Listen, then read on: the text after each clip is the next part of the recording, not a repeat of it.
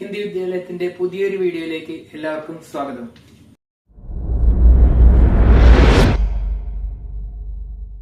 കഴിഞ്ഞ ക്ലാസ്സിൽ നമ്മൾ പഠിച്ചത് സംജ്ഞയായിരുന്നു, അതായത് നാമം എന്താണെന്നായിരുന്നു കഴിഞ്ഞ ക്ലാസ്സിൽ പഠിച്ചത്.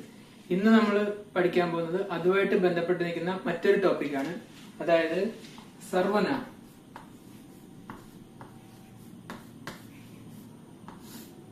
സർവനാം എന്ന് പറഞ്ഞാൽ എന്താണ്?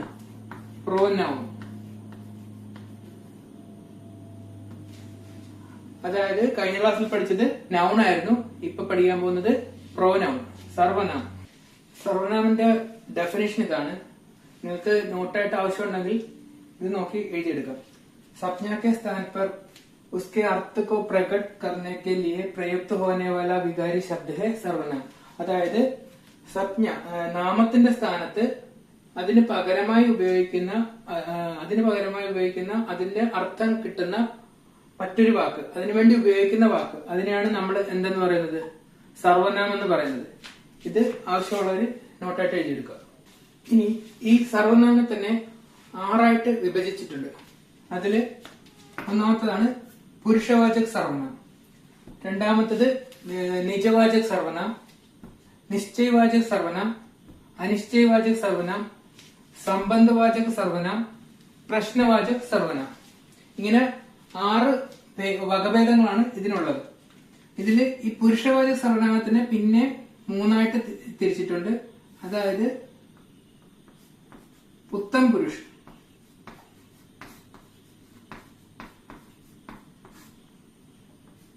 രണ്ടാമത്തത് മധ്യം പുരുഷ്,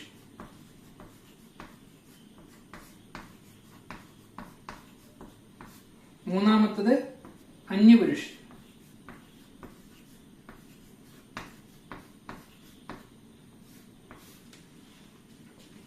ഇത്രയാണ് ഇതിന്റെ വകഭേദങ്ങൾ.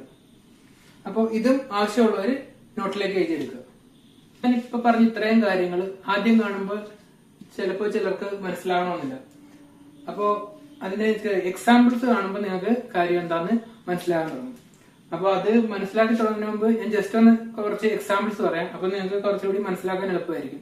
അതായത് നമ്മളിപ്പോ എന്റെ കയ്യിൽ ഈ വാച്ച്, ഇതിന് പറയുന്ന പേരെന്താണ്? വാച്ച്. അതാണ് ഇതിന്റെ നാമം എന്ന് പറയുന്നത്. നാമം അല്ലെങ്കിൽ സംജ്ഞ എന്ന് പറയുന്ന വാച്ച്.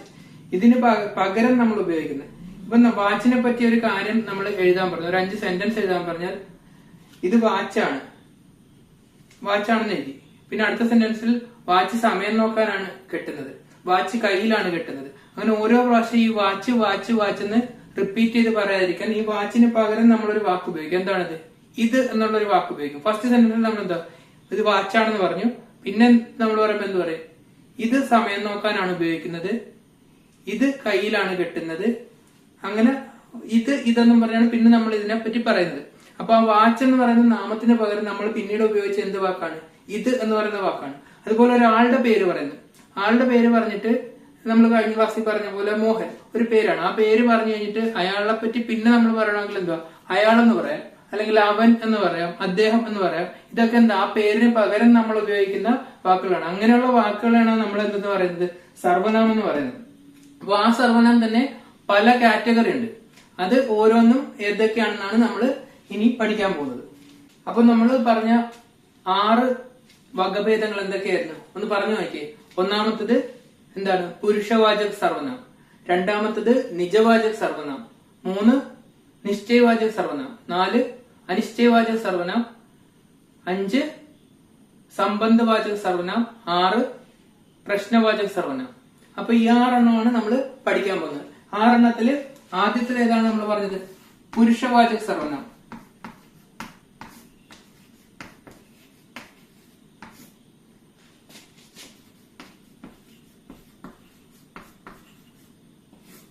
ഇതാണ് നമ്മൾ പഠിക്കാൻ പോകുന്നത്.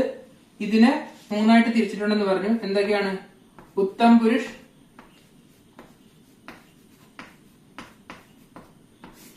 മധ്യം പുരുഷ്,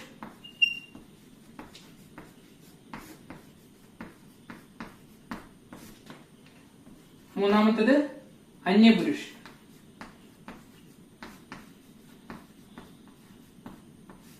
ഒരു പ്രാവശ്യം ഇത് എഴുതിയതുമാണ് പറഞ്ഞതുമാണ്. പിന്നെയും ഞാൻ ഇത് ആവർത്തിക്കുന്നത്.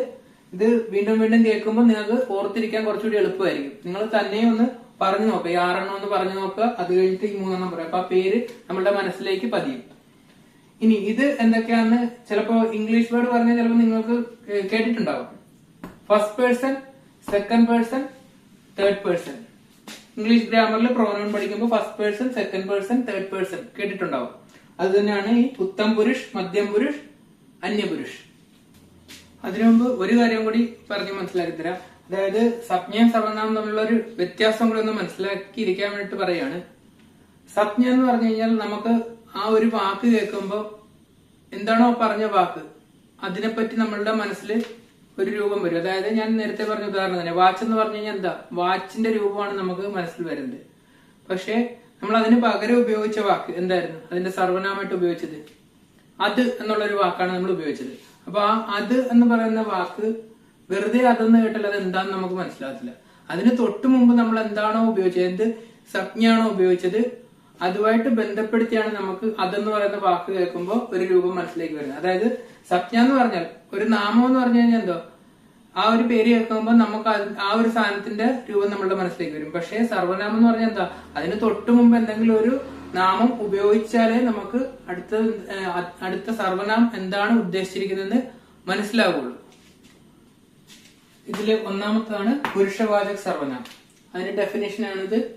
ബോൽനേവാല, സുനനേവാല, പറയുന്ന ആള്, കേൾക്കുന്ന ആള്. ഇതിന് പകരം എഴുതുന്ന ആള്, വായിക്കുന്ന ആള് അങ്ങനെയും ഉപയോഗിക്കാം. അഥവാ കിസി അന്യ വ്യക്തിക്കോ സൂചിത് കർണേക്കെ ലിയെ, അല്ലെങ്കിൽ എന്താണ് മറ്റൊരു വ്യക്തിയെ പറ്റി സൂചിപ്പിക്കാനായിട്ട് ഉപയോഗിക്കുന്ന വാക്കുകളെയാണ് എന്തെന്ന് പറയുന്നത് പുരുഷവാചക സർവനാമം എന്ന് പറയുന്നത്. അതിനകത്ത് ഈ പറഞ്ഞിരിക്കുന്ന എല്ലാം വരും. ഞാൻ, ഞങ്ങൾ, നമ്മൾ, അവൻ, അവൾ, അങ്ങനെ വ്യക്തികളെ സൂചിപ്പിക്കാനായിട്ട് ഉപയോഗിക്കുന്ന എല്ലാ വാക്കുകളും ഏതിൽ വരും, ഈ പുരുഷവാചക സർവനാമിൽ വരും. അതിനെയാണ് 3 തരംതിരിച്ച് 3 വ്യത്യസ്ത രീതികളിലാക്കിയിരിക്കുന്നത്. അതെന്തൊക്കെയാണെന്നാണ് ഇനി നമ്മൾ നോക്കാൻ പോകുന്നത്. ഇനി ഈ പുരുഷവാചക സർവനാമനെ തന്നെ 3 തിരിച്ചിട്ടുണ്ടെന്ന് പറഞ്ഞു. അതാണ് ഉത്തം പുരുഷ്, മധ്യം പുരുഷ് और അന്യപുരുഷ്. ഇതില് ഇതെല്ലാം കൂടി, ഇത് 3 കൂടി ചേർത്തുള്ള ഡെഫിനേഷനാണ് ഈ പുരുഷവാചക സർവനാമത്തിൽ എഴുതി വെച്ചിരിക്കുന്നത്. ഇതില് ഓരോന്ന് എങ്ങനെയാണ് വേർതിരിയുന്നതെന്നാണ് ഇനി പറയാൻ പോകുന്നത്. ഉത്തം പുരുഷ് എന്ന് പറഞ്ഞാൽ വക്താക്കോ സൂചിത കർണേവാല സർവനാമം, അല്ലെങ്കിൽ വക്ത എന്ന് പറഞ്ഞാൽ എന്താണ്, പറയുന്ന ആള് അല്ലെങ്കിൽ എഴുതുന്ന ആള് എന്നാണ് ഉദ്ദേശിച്ചിരിക്കുന്നത്. അതിന് ഉദാഹരണമാണ് മൈ और ഹം. ഞാൻ, ഹമ്മിന് 2 അർത്ഥമുണ്ട്. ഞങ്ങളെന്ന് അർത്ഥമുണ്ട്, നമ്മളെന്നും അർത്ഥമുണ്ട്. മെയിൻ്റെ അർത്ഥം ഞാൻ, ഹം, ഞങ്ങൾ അല്ലെങ്കിൽ നമ്മൾ. ഇനി മധ്യം പുരുഷ് എന്ന് പറഞ്ഞാൽ ശ്രോതാക്കോ സൂചിത കർണേവാല സർവനാമം. ശ്രോത എന്ന് പറഞ്ഞാൽ എന്താ, ശ്രോതാവ്, കേൾക്കുന്ന ആള്, അല്ലെങ്കിൽ എന്തും കൂടി ആകാം, കേൾക്കുന്നതോ അല്ലെങ്കിൽ വായിക്കുന്നതോ ആയിട്ടുള്ള ആള്. അതിനെ സൂചിപ്പിക്കാൻ വേണ്ടി ഉപയോഗിക്കുന്ന സർവനാമാണ് എന്താ, മധ്യം പുരുഷ്. അതില് തു, തും, ആപ്, നീ, നിങ്ങൾ, താങ്കൾ. ഈ ഓരോ വാക്കിനെയും പറ്റി ഞാൻ കുറച്ചുകൂടി എക്സ്പ്ലെയിൻ ചെയ്ത് വേണമെങ്കിൽ അടുത്ത വീഡിയോയിൽ, അതിനു വേണ്ടിയിട്ട് പ്രത്യേക ഒരു വീഡിയോ എടുത്തിട്ട് അതിൽ ഞാൻ പറഞ്ഞുതരാം. കാരണം ഓരോന്നും ഇപ്പൊ ഞാൻ ഈ എടുക്കുന്നത് തന്നെ ചില കാര്യങ്ങളൊക്കെ ഒരുപാട് എക്സ്പ്ലെയിൻ ചെയ്ത് വിശദീകരിച്ചെടുക്കാനുള്ളതുണ്ട്. പക്ഷെ ഞാൻ ഇപ്പൊ എടുക്കുന്നതെന്ന് പറഞ്ഞാൽ ഒരു പ്രത്യേക സിലബസ് കണക്കിലെടുത്തുകൊണ്ടാണ്. കാരണം ഇപ്പോ പോസ്റ്റ് ഗ്രാജുവേറ്റ് ലെവലില് നടക്കുന്ന എക്സാമില് സെക്കൻഡ് ലാംഗ്വേജിന്റെ എക്സാമിന് വേണ്ടിയിട്ട് 1-2 സ്റ്റുഡൻസ് എന്നോട് പറഞ്ഞ ഒരു റിക്വസ്റ്റ് പ്രകാരമാണ് ഞാൻ ഇപ്പൊ ഈ വീഡിയോ ചെയ്യുന്നത്. അതുകൊണ്ട് അവരുടെ ആ ഒരു സിലബസിൽ വരുന്ന മാത്രമാണ് ഞാൻ കവർ ചെയ്യുന്നത്. അല്ലാതെ പറയാനാണ് ഇതെല്ലാം കുറച്ചുകൂടി കൂടുതലായിട്ട് എക്സ്പ്ലെയിൻ ചെയ്യാനുണ്ട്. ഇപ്പൊ തൽക്കാലം ഞാൻ അത് ഉദ്ദേശിച്ചെടുക്കുന്നതുകൊണ്ടാണ് ഇത്ര ഇങ്ങനെ ഷോർട്ടാക്കി പറഞ്ഞു പോകുന്നത്. കൂടുതലായിട്ട് എന്തെങ്കിലും വേണമെന്നുണ്ടെങ്കിൽ കമന്റിലൂടെ അറിയിച്ചാലും അറിയിച്ചാൽ നിങ്ങൾക്ക് ആവശ്യമുള്ള എന്താണെന്ന് നോക്കിയിട്ട് അതനുസരിച്ച് ചെയ്യാം. അറിയിച്ചില്ലെങ്കിലും ഞാനത് വലിയ താമസമില്ലാതെ ചെയ്യുന്നതായിരിക്കും. ഓരോ ആൾക്കാർക്കും പറ്റുന്ന രീതിയിലുള്ള വീഡിയോ ഇടാനായിട്ട് ഞാൻ പ്ലാൻ ചെയ്യുന്നുണ്ട്. അപ്പോ ഇത് ഇത്ര മനസ്സിലാക്കുക. എന്താണ്, പറയുന്ന അല്ലെങ്കിൽ എഴുതുന്ന ആളെ സൂചിപ്പിക്കാൻ വേണ്ടിട്ട് ഞാൻ, ഞങ്ങൾ, നമ്മൾ, അത്രയുമാണ് വരുന്നത്. പറഞ്ഞുതരാം, ഈ വീഡിയോയിൽ തന്നെ ഇതിനെപ്പറ്റി വിശദീകരിച്ചു തരാം. മധ്യം പുരുഷൻ എന്ന് പറഞ്ഞാൽ ശ്രോതാവ്, അതായത് കേൾക്കുന്ന ആള് അല്ലെങ്കിൽ വായിക്കുന്ന ആള്, അതിനെ സൂചിപ്പിക്കാനായിട്ട് നീ, നിങ്ങൾ, തങ്ങൾ, തൂ, തും, ആപ്. അന്യപുരുഷ് जिसके बारे में कुछ कहा या लिखा जाता है उसको सूचित करने वाला സർവനാമം. അതായത് നമ്മള് ഈ ഞാനെന്ന് പറയുന്ന ഒരാള് നിങ്ങളെന്ന് പറയുന്ന ആളോട് ആരെപ്പറ്റിയാണോ പറയാൻ ഉദ്ദേശിക്കുന്നത് ആരെപ്പറ്റിയാണോ പറയാൻ ഉദ്ദേശിക്കുന്നത് അവരെയാണ് നമ്മൾ എന്തെന്ന് പറയുന്നത്, അന്യപുരുഷ് എന്ന് പറയുന്നത്. അതായത് ഇപ്പോ ഞാനിത് പറഞ്ഞു തരുന്നു, നിങ്ങൾക്ക് ഈ സർവനാമനെ പറ്റി പറഞ്ഞു തരുന്നു. ആരാണ്? ഞാനാണ് പറഞ്ഞു തരുന്നത്. ആർക്കാണ് പറഞ്ഞു തരുന്നത്? നിങ്ങൾക്കാണ് പറഞ്ഞു തരുന്നത്. അപ്പൊ പറഞ്ഞു തരുന്ന ആള് ബോൽനെ വാല ഞാനാണ്. അതാണ് പ്രഥം പുരുഷ് ഉത്തം പുരുഷ എന്ന് പറയുന്നത്. അത് കഴിഞ്ഞിട്ട് പിന്നെ വരുന്നത് എന്താണ്? മധ്യം പുരുഷ. ആരാണ്? ഞാൻ പറഞ്ഞു തരികയാണ്. എന്തിനെ പറ്റി? സർവനാമത്തെ പറ്റി ഞാൻ പറഞ്ഞു തരികയാണ്. ആർക്ക്? നിങ്ങൾക്ക്. അപ്പോ നിങ്ങൾക്കാണ് പറഞ്ഞു തരുന്നത്. പറഞ്ഞു തരുന്ന ആള് ഞാനാണ്, നിങ്ങൾക്കാണ് പറഞ്ഞു തരുന്നത്. ഇനി സർവനാമനെ പറ്റി എന്നുള്ളത് വിടുക, ഒരാളെ പറ്റി പറയുന്നു വിചാരിച്ചാൽ മതി. കാരണം ഇപ്പൊ നമ്മൾ പഠിച്ചുകൊണ്ടിരിക്കുന്നത് പുരുഷവാചക സർവനാമ, അത് ഒരു വ്യക്തിയെ സൂചിപ്പിക്കാനായിട്ട് ഉപയോഗിക്കുന്നതുകൊണ്ട് ഇപ്പൊ ഞാൻ പറഞ്ഞു തരുന്ന സർവനാമാണല്ലോ, അത് വിട്ടേക്കാം. ഞാൻ ഒരാളെ പറ്റിയാണ് നിങ്ങൾക്ക് പറഞ്ഞു തരുന്നത് വിചാരിക്കുക. അപ്പൊ പറഞ്ഞു തരുന്ന ആള് ഞാൻ, അതാണ് ഉത്തം പുരുഷ്. ആരോടാണ് പറഞ്ഞു തരുന്നത്? നിങ്ങളോടാണ്. അപ്പൊ തുമ്മാണ് അവിടെ വരുന്നത്. മെയിൻ ഞാൻ പറയുന്നു, ആരോട് പറയുന്നു? നിങ്ങളോട്. തും നിങ്ങളോട് പറയുന്നു. അപ്പൊ അത് എന്ത്? മധ്യം പുരുഷ്. ഇനി അന്യപുരുഷൻ എന്ന് പറയുന്നത് ഞാൻ വേറൊരാളെ പറ്റിയാണ് നിങ്ങളോട് പറയുന്നതെങ്കിൽ അയാള്, അല്ലെങ്കിൽ അവൻ, അവൾ എന്ന്, അവളെ പറ്റി, അവനെ പറ്റി, അതാണ് എന്തെന്ന് പറയുന്നത്? അന്യപുരുഷ് എന്ന് പറയുന്നത്. അപ്പൊ ഇത് മൂന്നും ഏകദേശം മനസ്സിലായെന്ന് വിചാരിക്കുന്നു. ഇനി ഇത് നീ, നിങ്ങൾ, താങ്കൾ.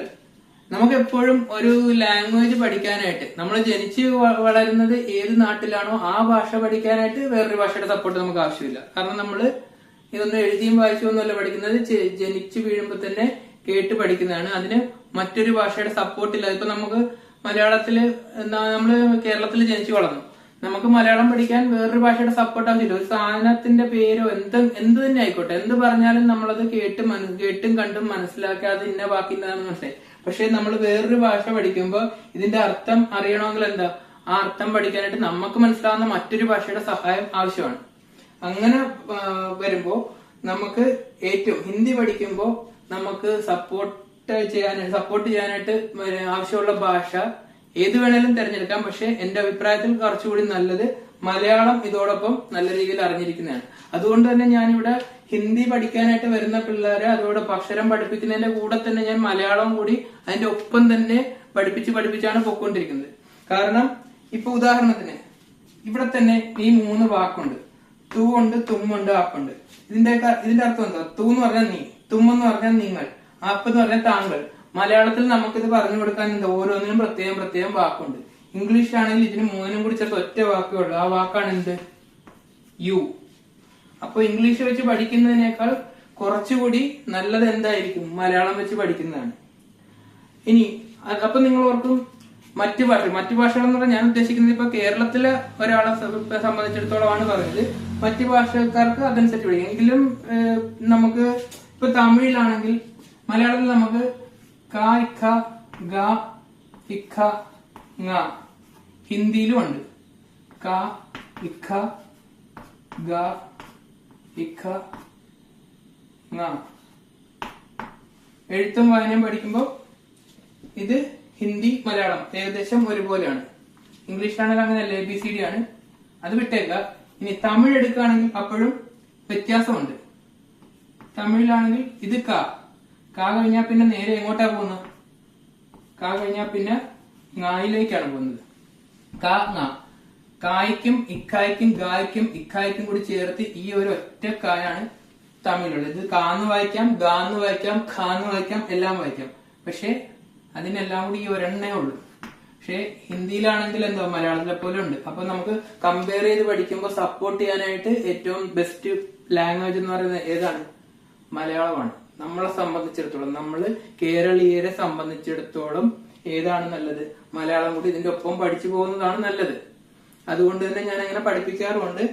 അത് പലർക്കും പ്രയോജനപ്പെടാറുമുണ്ട്. ഇവിടെ ഹിന്ദി പഠിക്കാൻ വന്നാലും അതോടൊപ്പം മലയാളം പഠിച്ചു പോകുന്നവരാണ് ഭൂരിഭാഗം പേരും. അതിൽ പേരൻസും ഹാപ്പിയാണ്. പക്ഷെ ചിലര് പറയാറുണ്ട് ഹിന്ദിയാണ് ഞങ്ങൾക്ക് മെയിനായിട്ട് വേണ്ടതെന്ന് പറയും. പക്ഷെ ഹിന്ദി പഠിക്കണമെങ്കിൽ ഇത് ആവശ്യമാണ്.